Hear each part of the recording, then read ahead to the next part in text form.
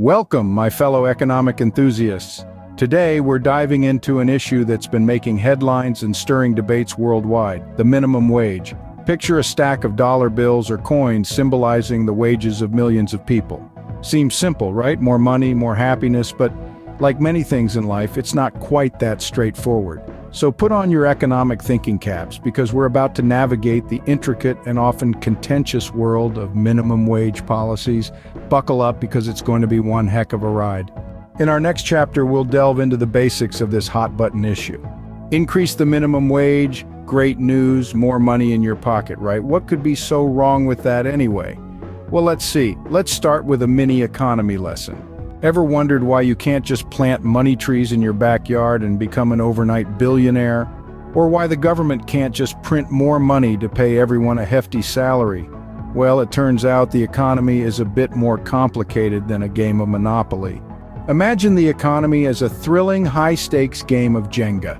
Each block symbolizes a distinct sector of the economy: businesses, workers, consumers, and yes, even the minimum wage. Now, envision the exhilaration as one block is moved, potentially causing a ripple effect that jolts the entire structure. That's the thrill our interconnected economy offers, where every slight alteration could initiate a brand new adventurous journey.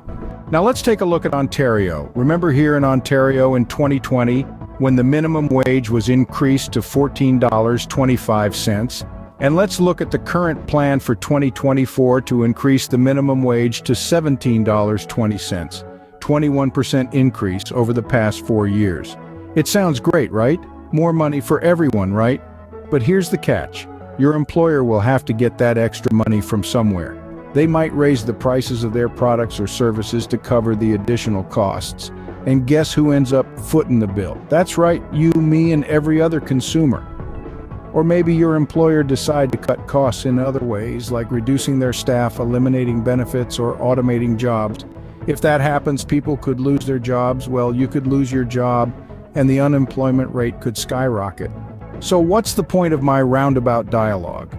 Here it is, sour as it is to say, while a higher minimum wage might seem like a good idea on the surface, it's like adding a heavyweight champion to a teeter-totter. It might cause more harm than good. So remember, next time you're thinking about how great it would be if the minimum wage was doubled or tripled, or you have to go talk to your union representative to strike and get more pay, picture that game of Jenga. Imagine pulling out that block, watching the tower wobble, and hoping it doesn't collapse on your turn. In the grand game of economic Jenga, it's important to remember that every move has consequences, and sometimes the best move is just not to play and sit it out. So, while the idea of a money tree might seem appealing, remember that the reality is more like a game of Jenga, and no one wants to be the one to make the tower fall. So until someone figures out how to grow money on trees without causing an economic Jenga disaster, it's probably best to keep the minimum wage where it is. After all, we wouldn't want to be the ones to topple the tower, would we now?